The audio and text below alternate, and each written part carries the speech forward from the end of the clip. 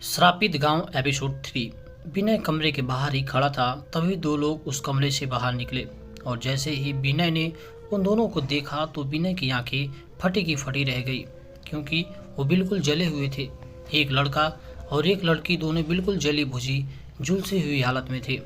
उन दोनों का चेहरा बड़ा ही भयानक सा था और दोनों ने बाहर आते ही विनय से अपनी डरावनी आवाज़ में एक साथ कहा, कल से समोसे तुम लेकर आओगे और रोज़ लेकर आओगे, इसी समय लेकर आओगे, नहीं तो जो अभी इनके साथ हुआ है कल तुम्हारे साथ होगा। इतना बोलकर वो दोनों अंदर की तरफ चले गए, पर विनय अभी भी बाहर उसी जगह पर खड़ा था। तभी अंदर से किसी ने उस चाचा को बाहर फेंक दिया और चाचा की हर जगह से कटी पिटी लाश विनय के सामने आकर गिरी।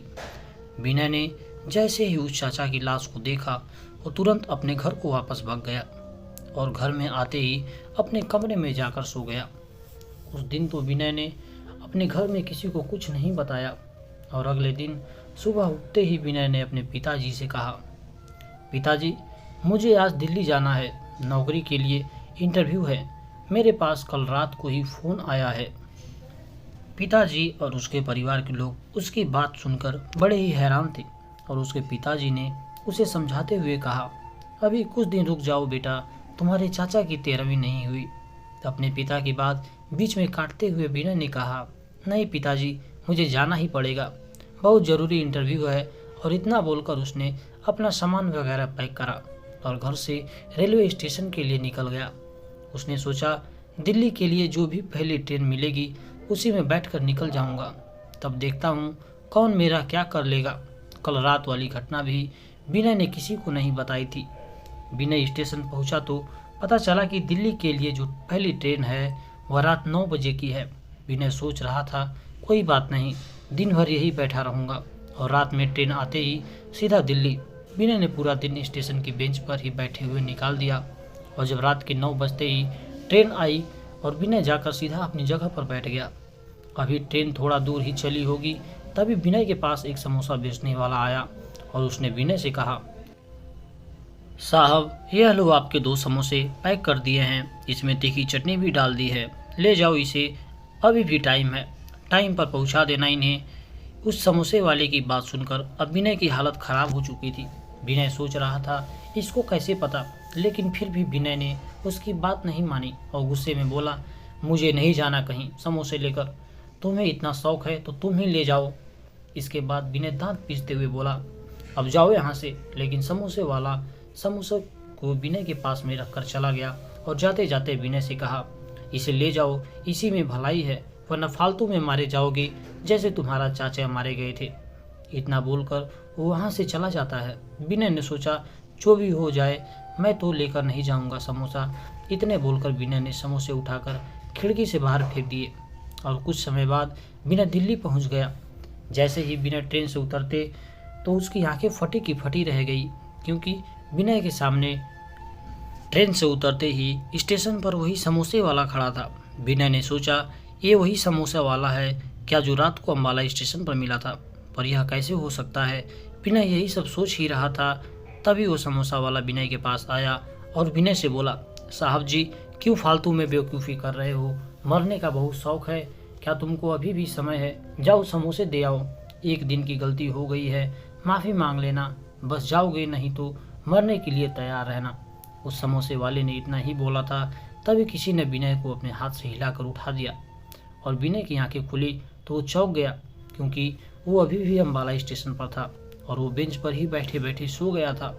यानी विनय ने यह एक भयानक सपना देखा था। विनय अभी भी स्टेशन पर ट्रेन का इंतजार ही कर रहा था। विनय ने एक राहत की सांस तो ली कि चलो वो सपना था, लेकिन विनय को जिसने उठाया था, विनय ने जैसे ही उसका चेहरा देखा वो फिर चौंक गया। उसने देखा वही समोसे वाला उसके सामने खड़ा था जो उसे अभी सपने में दिखा था। उस समोसे वाले ने विनय से कहा, साहब जी समय हो गया है, जाओ समोसे दे आओ। इतना बोलकर उसने विनय के हाथ में समोसे पकड़ाते हुए कहा, साहब जी इसमें 2 समोसे और तीखी वाली चटनी भी है, अब देर मत करो, जाओ जाओ, वरना अंजाम ठीक नहीं होगा। समोसे वाला इतना बोलकर वहाँ से चला गया, लेकिन विनय अभी भी गुस्से में था। उसने कहा, चाहे कुछ भी हो जाए अब मैं समोसे देने तो नहीं जाऊँगा। इतना बोलकर विनय ने घड़ी में टाइम देखा तो 9 बजने वाले थे। देखते देखते विनय की दिल्ली वाली ट्रेन भी आ गई। विनय बड़ी खुशी से भागते हुए ट्रेन में जाकर चढ़ गया और अपनी सीट पर तुरंत जाकर बैठ गया और कहने लगा, चलो कम से कम ट्रेन तो आ गई, अब मैं नहीं रहूँगा यहाँ, अब क्या कर लेगा कोई मेरा। विनय बहुत खुश था और मन ही मन सोच रहा था, अब दिल्ली जाकर वहीं रहूँगा और कुछ सालों बाद आऊँगा जब सब शांत हो जाएगा। विनय ट्रेन में बैठे बैठे अपने ख्याली पलाव पुकार रहा था और थोड़ी देर बाद ट्रेन का हॉर्न बजा और ट्रेन चल पड़ी। लेकिन तभी विनय ने देखा कि ट्रेन की पूरी बोगी खाली है और उस बोगी में सिर्फ एक सीट पर एक लड़की और एक लड़का ही बैठे हैं। पूरी ट्रेन खाली है। विनय ने इस बारे में ज़्यादा नहीं सोचा और कहा, मुझे क्या, मुझे तो दिल्ली जाना है, बस अब ट्रेन को चल पड़े। बड़ी देर हो गई थी और विनय खिड़की के बगल में ही बैठा हुआ था और खिड़की भी खुली हुई थी और उसे ऐसा लग रहा था यह जगह सब जानी पहचानी है। विनय ने थोड़ा ध्यान से देखा तो पता चला कि ट्रेन उसके गांव के अंदर ही घूम रही थी। जैसे ही विनय को यह समझ में आया तो उसके होश उड़ना लाजमी ही थे, क्योंकि उस गांव में रेल की पटरियां तो दूर की बात, उस गांव में आज तक कभी अंदर बस भी नहीं गई थी और अब ट्रेन पूरे गांव के अंदर अंदर घूम रही थी। विनय ने सोचा, क्या पता इस बार भी कोई मेरा सपना ही हो। इसलिए विनय ने ज़ोर ज़ोर से अपने आप को नोचने लगा और थप्पड़ मारने लगा। लेकिन विनय को कोई सपना नहीं था। अब विनय को समझते देर नहीं लगी उसने कितनी बड़ी गलती कर दी यहाँ से बिना बताए भागने की। और विनय तुरंत अपनी सीट से उठकर गेट के पास गया और देखा ट्रेन तो बहुत तेज़ी से चल रही है, वो अब कुछ भी नहीं कर सकता था। तो विनय चीखने चिल्लाने लगा, छोड़ दो मुझे, मत मारो, मैंने क्या करा है ऐसा। लेकिन उस बोगी में और तो कोई नहीं था, बस एक लड़का और एक लड़की थी और वो भी अपनी सीट पर बैठे हुए थी। विनय को चिल्लाता देख वो दोनों विनय के पास आए और उन दोनों ने विनय से कहा, क्या हुआ, तुम अपने आप को बहुत समझदार समझते हो ना, इस गांव से कोई भी जिंदा नहीं जा सकता वापस, मरने के बाद का पता नहीं। विनय अब उनकी बातें सुनकर बहुत डर चुका था और वो रोते हुए नीचे गिरकर बोला, माफ़ कर दो मुझे, मैंने क्या किया है। इतना बोलकर विनय ने जैसे ही उन दोनों का चेहरा देखा तो मानो विनय की धड़कन अब रुक ही गई हो। ऐसा लग रहा था विनय के शरीर का चलता खून अब जम गया हो, क्योंकि विनय ने देखा यह तो वही दोनों हैं जो उस दिन सुरेश के घर पर मिले थे और इन्होंने उस बूढ़े चाचा को भी मार दिया था। विनय की हालत अब बहुत ज़्यादा खराब हो गई थी। उसके बाद उन दोनों ने अपनी डरावनी और ख़तरनाक आवाज़ से में विनय से कहा, क्यों तुम समोसे नहीं ले जाओगे, तुमको मरना होगा। याद है ना, तुम्हारे चाचा गांव के प्रधान थे, उनकी यह हालत कैसी हुई थी, उन्होंने भी मना कर दिया था और गांव में कितने लोगों की मौत हुई थी, शायद तुम भूल गए। चलो आज नंबर तुम्हारा है। इतना बोलकर उन दोनों ने विनय के सर के बाल से पकड़कर उठा लिया। लेकिन विनय चीख चिल्ला रहा था और माफ़ी मांग रहा था और बार बार कह रहा था, मुझे माफ़ कर दो, अब रोज़ सही समय पर समोसे लेकर आ जाऊंगा। विनय गिड़गिड़ा कर रो रहा था। तभी उन्होंने विनय की बोगी के फर्श पर जोर से पटका। फिर उस जले हुए कंकाल जैसे लड़के ने विनय से कहा, अगर तुझे जिंदा रहना है तो फिर उसी घर में रोज़ सही समय पर समोसे लेकर आ जाना, जब तक आएगा तब तक ही बचेगा, वरना बचेगा तो कोई नहीं इस गांव का, मरेंगे तो सब जल्दी मरेंगे।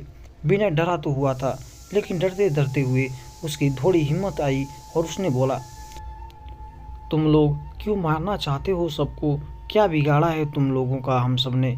विनय की बात का उसको जवाब तुरंत मिला।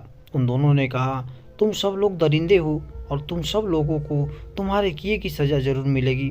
तुम लोगों ने हमें मारा है और हम अब सबको मार देंगे। विनय ने उसके बाद पूछा, किसने मारा है आपको।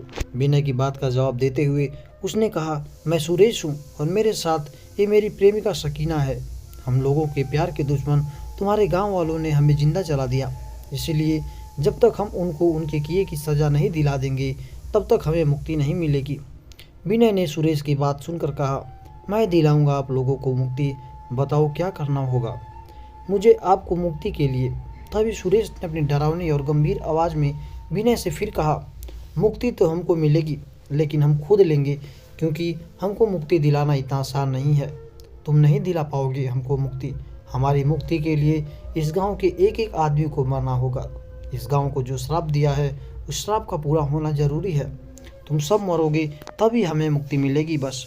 विनय ने एक बार फिर और हिम्मत करते हुए कहा, लेकिन जिन लोगों ने आपके साथ ऐसा कसूरवार किया तो बस वही लोग हैं, न बाकी निर्दोष लोगों को क्यों मारना चाहते हो आप दोनों। सुरेश और सकीना ने कहा, कसूरवार गांव का हर एक इंसान है। सब लोगों ने हमारी मौत का तमाशा देखा था और गांव के हर एक इंसान ने कहा था इन प्यार करने वालों को जिंदा रहने का कोई हक नहीं है, इसीलिए कसूरवार गांव का हर एक इंसान है। सुरेश ने फिर कहा, लेकिन तुम जिंदा रहोगे, बस तुमको रोज समोसे लेकर आना होगा उसी घर पर सही समय पर। अगर ऐसी गलती फिर करी उस समय मारे जाओगे। इतना बोलकर विनय को चलती ट्रेन से सुरेश और सकीना ने नीचे फेंक दिया। लेकिन आश्चर्य की बात तो यह थी, जब विनय की थोड़ी देर बाद आंख खुली तो विनय सुरेश के घर के बाहर खिड़की के पास पड़ा हुआ था। यानी जो विनय को चलती हुई ट्रेन दिख रही थी वह सुरेश का घर था। लेकिन विनय समझ चुका था अब चालाकी नहीं चलेगी, क्योंकि जान आज बड़ी मुश्किल से बची है। उसके बाद विनय अपने घर चला गया। विनय बताकर गया था कि वो शहर जा रहा है, इसीलिए उसके घर आते ही घर के लोग कहने लगे, क्या हुआ विनय, तुम वापस आ गए और दिन भर कहाँ थे, इतनी रात को वापस आए। विनय ने उन सबके बातों का जवाब देते हुए कहा, मेरा मन नहीं हो रहा है, बाद में दिल्ली जाऊंगा। विनय की बात सुनकर घर के लोग भी शुक्र मना रहे थे। चलो ठीक है। इसके बाद उसके पिताजी ने कहा, अब तुम्हारे चाचा जी की 13वीं हो जाएगी, तभी जाना जहाँ जाना हो। विनय ने हाँ कह दिया, लेकिन विनय ने घर वालों को कुछ भी नहीं बताए जो सब घटना विनय के साथ घटी थी। और विनय जाकर बिस्तर पर लेट गया। लेकिन इतना कुछ होने के बाद अब विनय को नींद कहाँ आने वाली थी। विनय लेटे हुए बस यही सोच रहा था, आज तो बड़ी मुश्किल से बचा हूँ। लेकिन उसे समझ नहीं आ रहा, क्योंकि गया था वो रेलवे स्टेशन में और वहाँ से ट्रेन पकड़ी, ट्रेन पर बैठा, ट्रेन भी चल रही थी। फिर ऐसा कैसे हो सकता है कि जब उन लोगों ने मुझे ट्रेन से नीचे फेंका तो मैं गांव में ही था, सुरेश के घर पर। इसी उधेड़-बुन में विनय बिस्तर पर पड़ा हुआ था, क्योंकि आश्चर्यजनक बात तो थी ही। लेकिन विनय ने यह भी सोच लिया था, इस गांव को तो अब वो शराब से आज़ाद करा के ही रहेगा। और विनय ने कहा, जब तक इस गांव को मैं मुक्त नहीं करा लूँगा तब तक मैं यहाँ से नहीं जाऊँगा कहीं, चाहे कुछ भी हो जाए। अब मैं अपने गाँव के लोगों को ऐसे मरते हुए नहीं छोड़ सकता। इसके आगे की कहानी अगले एपिसोड में। आशा करता हूँ आपको इस श्रापित गांव की 3rd एपिसोड पसंद आया होगा। अगर वीडियो पसंद आई है तो प्लीज़ वीडियो को लाइक करें और अपना बेस्ट पार्ट कमेंट में ज़रूर करें। और हाँ, अगर आप चैनल पर नए हैं तो चैनल को सब्सक्राइब कर बेल आइकन प्रेस कर लें, सो दैट आने वाली नेक्स्ट वीडियो का अपडेट आपको मिलता रहे।